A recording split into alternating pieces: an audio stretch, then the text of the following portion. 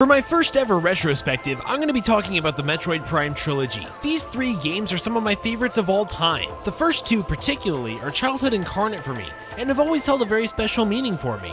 But before we talk about that, first, we need to talk about this. History. The grand mystery. The Metroid series began in 1986 on the Nintendo Entertainment System. The original Metroid was a revolutionary game for its time, not only because of its tight gameplay, interesting setting, password save system, and the fact that you could go left in a side-scroller, but because it evoked a mood and an atmosphere that few other games at the time had yet captured. A sense of isolation, loneliness, danger, and adventure. Oh, and the main character's a girl. People apparently liked Metroid, because just a few years later, in 1991, a sequel called Metroid 2: Return of Samus released on the original Game Boy. However, Metroid 2 polarized fans of the series for its many departures from the original Metroid's formula. Fanboys were everywhere. It was brutal. Somebody got eaten or something. Darkness.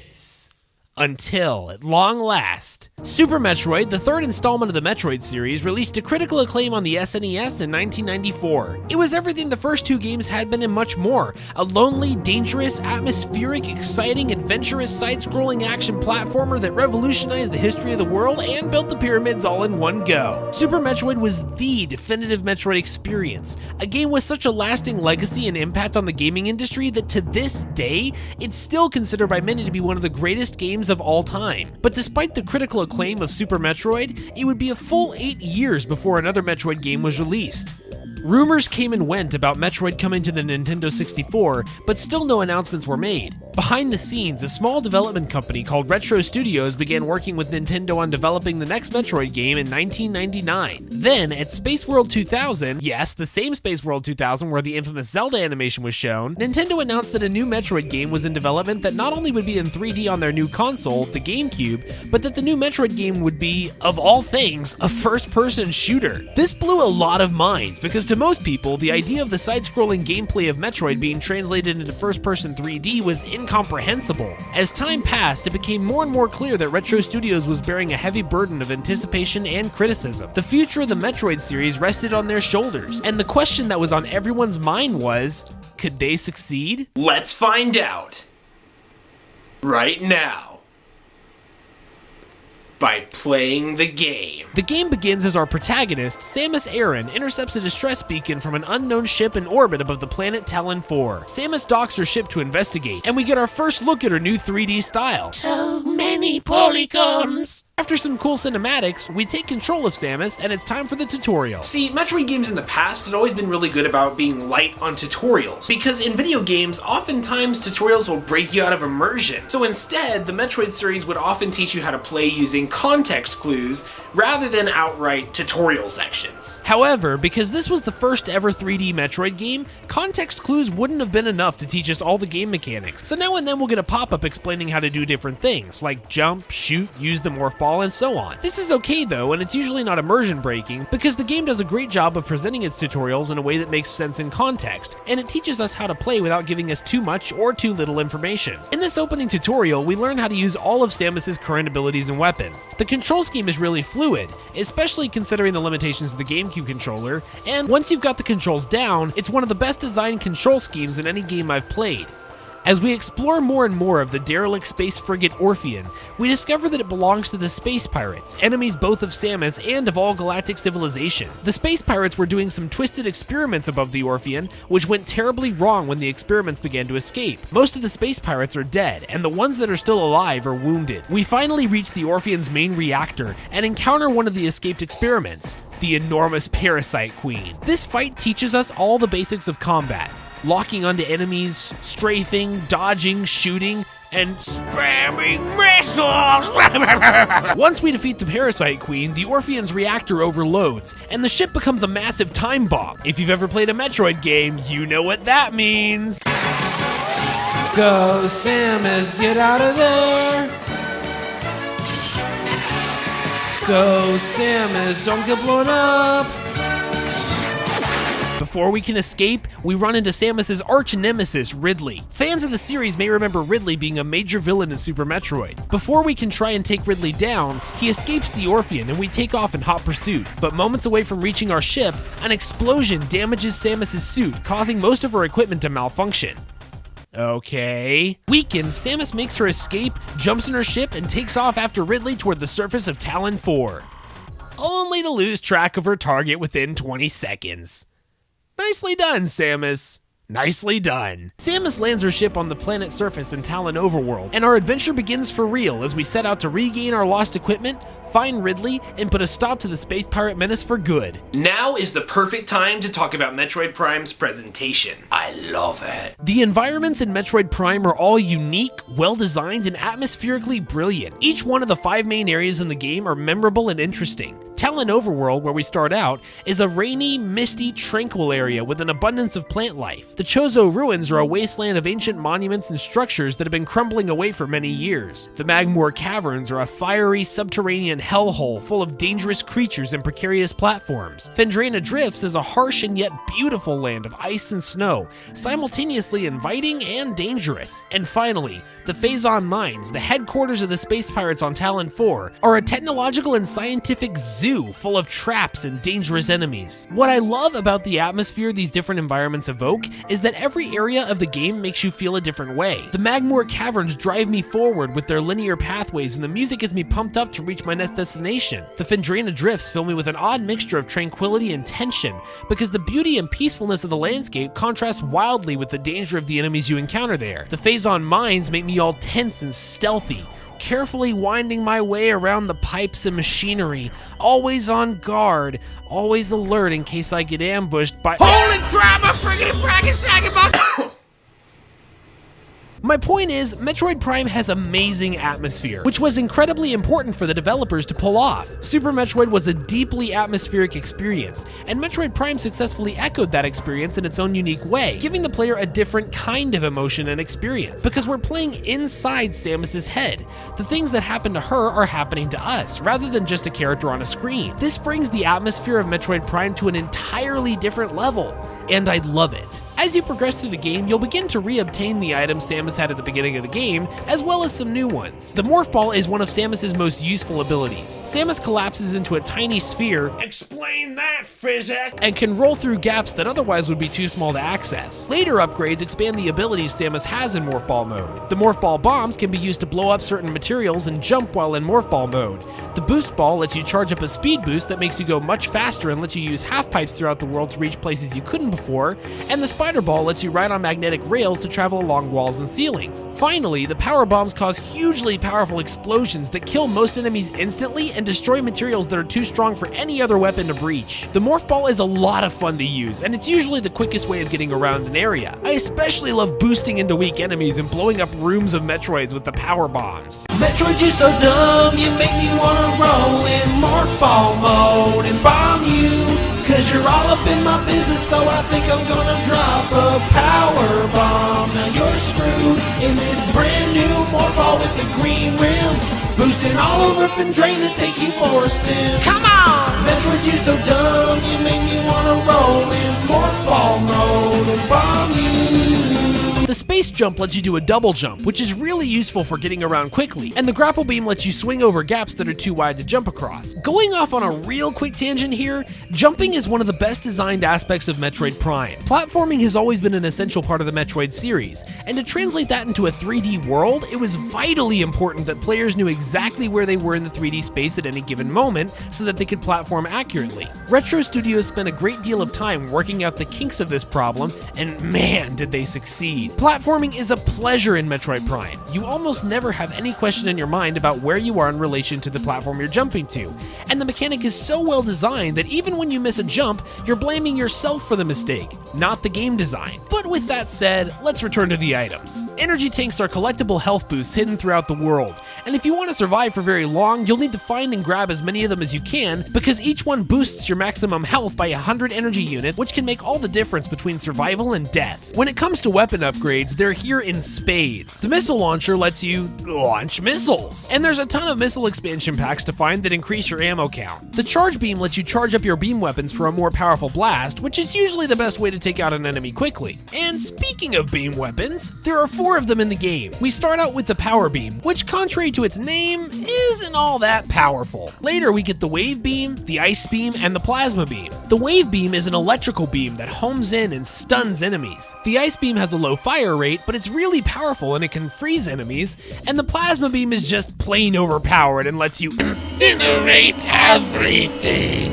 I really like how the beam system works in this game. You always have access to all your beam weapons, so there's an element of strategy that comes into the game where you're always thinking about the situation you're in and choosing the right tool for the job. Each beam is also just a lot of fun to use, and with each new beam you get more and more powerful, and you're able to kill enemies that used to be difficult with no trouble at all, which makes you feel like you're becoming a force to be reckoned with. It's awesome. There are also 4 charge combos in the game, which are super powerful weapons that combine your beam weapons with missiles for devastating attacks. These are fun to use, but the only one you're likely to use very much is the super missile for the power beam. The other charge combos, the wave buster, ice spreader, and flamethrower, are fun to use, but they're just not all that useful in most situations, considering how many missiles they consume. Next up are some of the coolest items in the game, the alternate visors. I've actually talked about these before in my top 10 HUDs video. There are 4 visors in the game. First, there's the combat visor, which is your default visor that you'll be using most of the time. The scan visor is extremely unique. It lets you scan invisible nodes in the environment to gather information, activate machinery, solve puzzles, and obtain lore about the game world. By collecting enough important scans, you can unlock art galleries in the main menus. The thermal visor shows you the heat signatures around you, which is great for navigating in the dark, and it also reveals the locations of special electrical panels that can be shot with the wave beam to activate machinery, such as doors that lack power. Finally, the X-ray visor lets you see enemies and objects that would otherwise be invisible, such as the Chozo ghosts. This is really useful in combat, and certain enemies, including a couple of bosses, require you to use the X-ray visor to fight. The final items to talk about are Samus's armor upgrades. Early in the game, when the explosion damaged Samus's equipment, she was reduced to using her power suit. The power suit is like the power beam. Nothing all that special, but it works well enough. After you beat Flogger in the Chozo ruins though, things get much more interesting, because you get the Varia suit. The Varia suit can withstand high temperatures that would have caused damage to you before, which is definitely a good thing considering that our next destination is the lava-filled Magmoor Caverns. A while later, we get the gravity suit, which allows you to maneuver through water unencumbered, and is pretty much required for underwater exploration. Finally, toward the end of the game, you get the Phazon suit for defeating the Omega Pirate. The Phazon suit looks really awesome, but I have to bring up something here. It's disappointing to me that the gravity suit and the Phazon suit are just recolors of the Varia suit. Sure, they look pretty good, but I just wish we could have gotten suit upgrades that changed Samus's look completely, rather than just being the equivalent of Sonic original characters.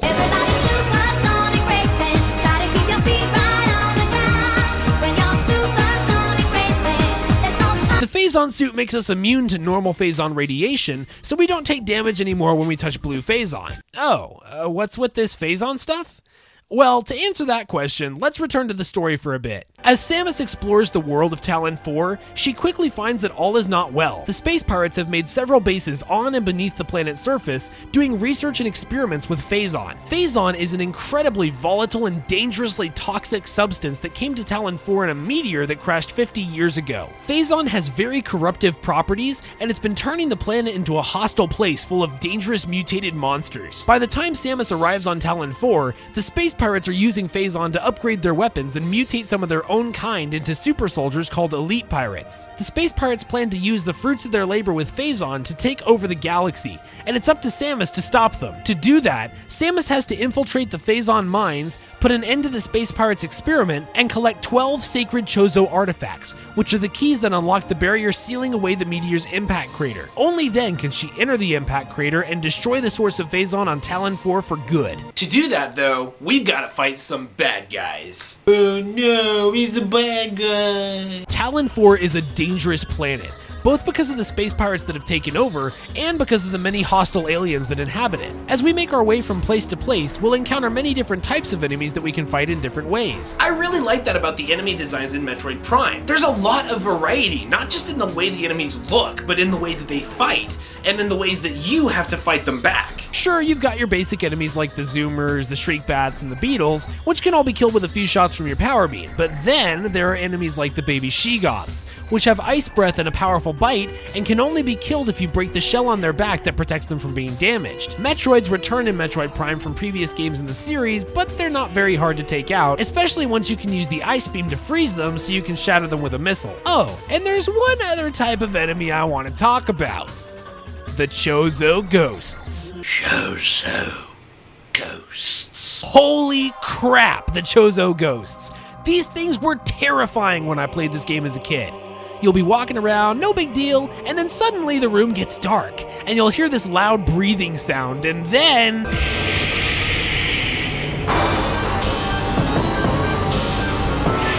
the Chozo Ghosts show up, zipping around the room, turning invisible, blasting you with these blasts, and all you can do is wait until one becomes visible so you can shoot a super missile at it and pray it doesn't miss. Chozo Ghosts take a lot of punishment too. It takes 2 super missiles to bring down just one of them, and late in the game, it seems like almost every room you enter in the Chozo ruins is infested with ghosts. Once you finally get the X-ray visor, fighting Chozo Ghosts gets a lot easier, because you can see them even when they turn invisible.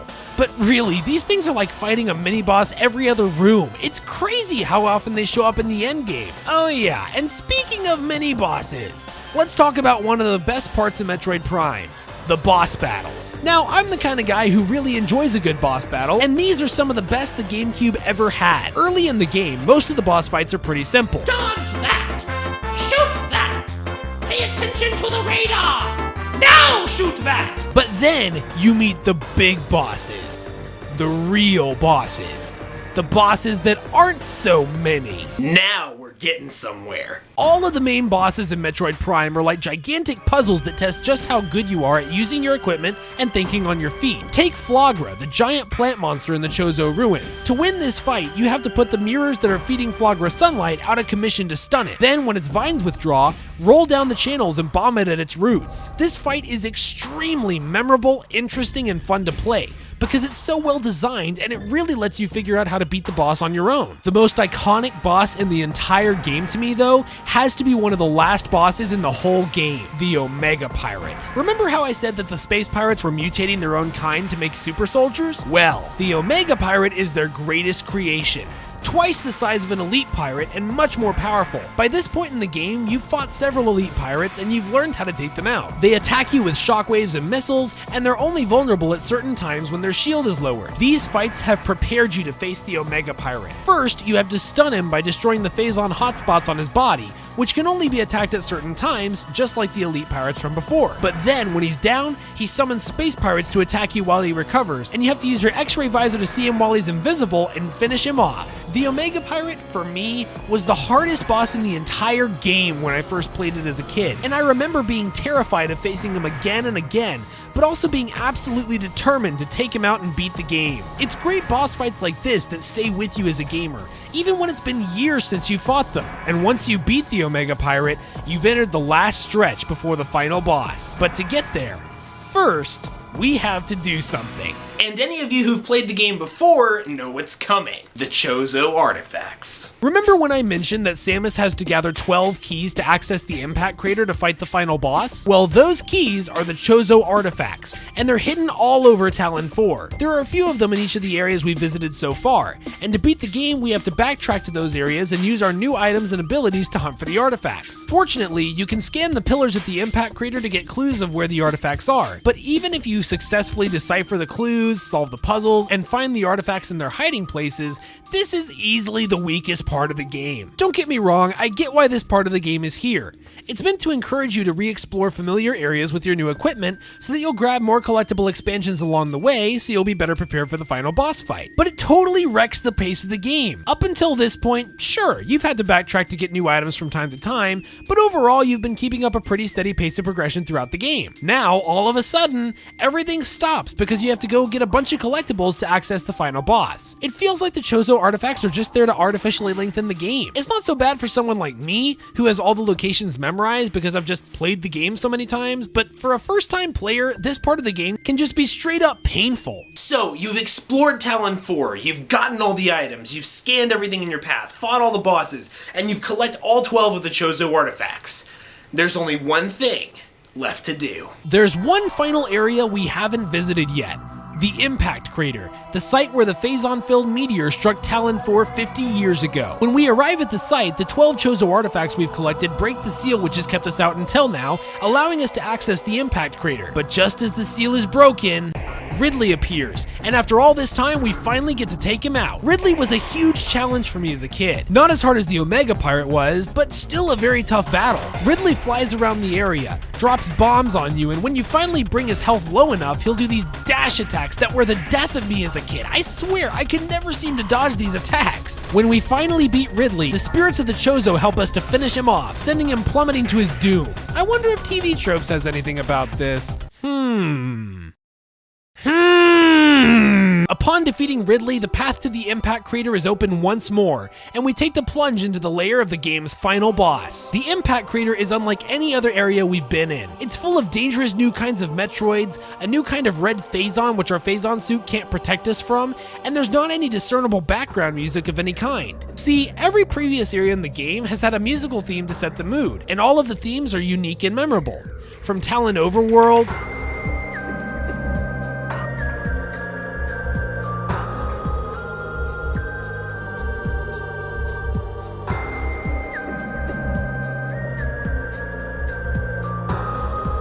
to Phendrana Drifts,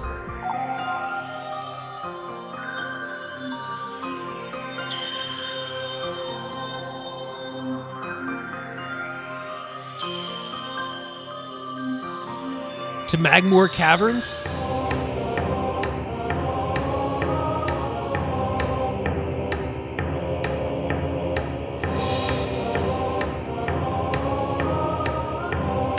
to the Space Pirate Battle theme,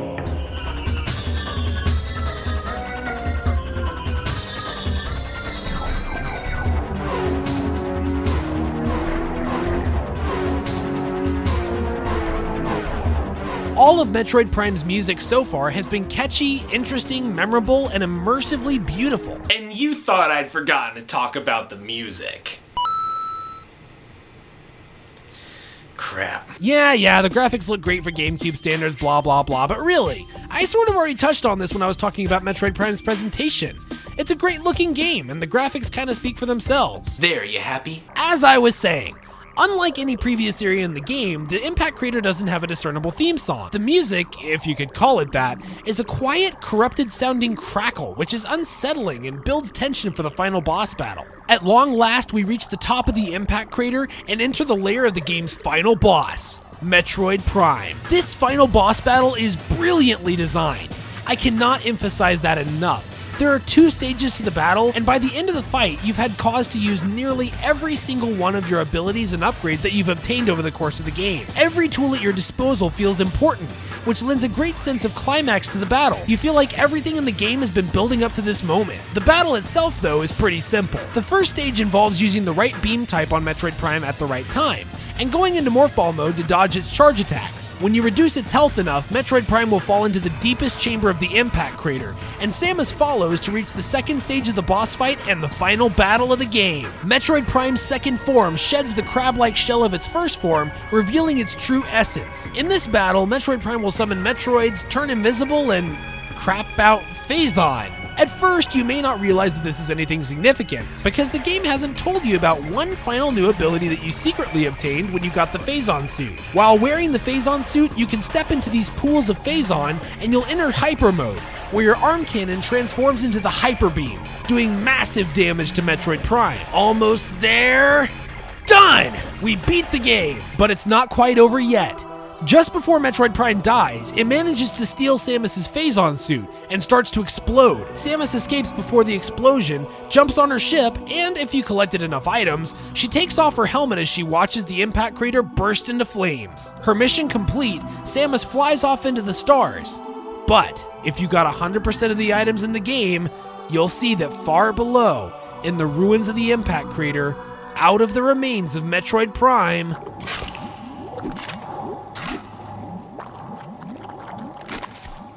Continue. So there it is, Metroid Prime, the first game in the trilogy completed. Metroid Prime and I go way back, and I'm really glad that I finally got the chance to talk about it.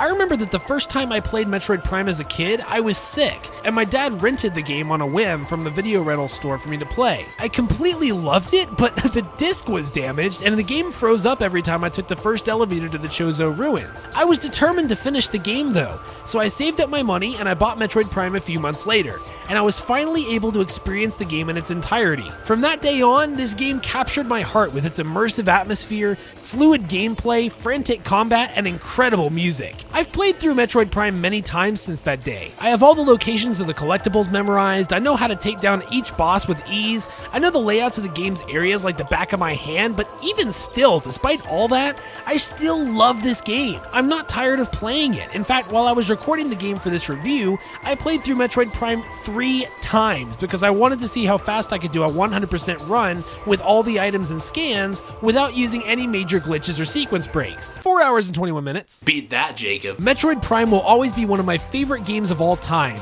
and I hope that with this review, you can understand why. But sure, I liked it. But how did other people react to Retro Studios' adaptation of the Metroid series into 3D? Was the game a success? Yes. Metroid Prime was an incredible smash hit. It got nearly universal acclaim and was one of the GameCube's best-selling games ever, eventually selling around 1.5 million copies in the United States alone. In fact, Metroid Prime was so well received that to this day, it's the 13th highest rated game of all time on Metacritic. As for Retro Studios, they had proven that they could do the Metroid series justice, and that the games they created could sell extremely well. So what was next for them? What was next for Metroid? Fans of Metroid Prime didn't have to wait long before rumors of a sequel started cropping up in 2003, and those rumors proved to be true. Trailers appeared for Metroid Prime 2 Echoes, and as excitement mounted, the same question was on everybody's minds. Could Retro Studios succeed a second time? Thanks so much for watching, everybody. I really hope you liked this first part of my Metroid Prime trilogy retrospective. The next part will be a review of Metroid Prime 2 Echoes, and when it comes out, just click that annotation on the left to watch it. And if you want to see a video about another Nintendo series first time in the 3D world, check out a video I made about Ocarina of Time by clicking the annotation on the right. If you had fun watching this video, please leave a like down below, it really helps me out. And if you want to keep up with my videos in the future, consider subscribing. Thanks so much, everybody, and I'll see you guys next time when we look at Metroid Prime 2 Echoes.